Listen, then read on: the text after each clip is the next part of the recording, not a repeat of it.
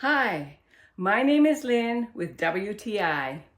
I really love this machine. So you can tip it so you can do a 45-degree angle on the side like this. Here you have on either side 50 degrees. Center is 0.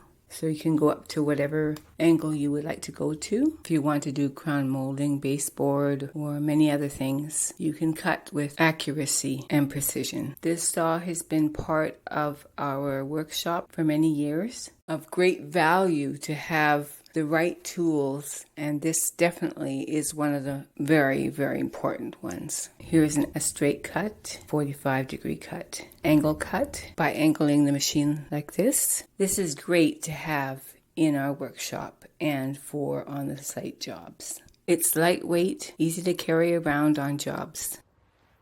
And that is my point of view.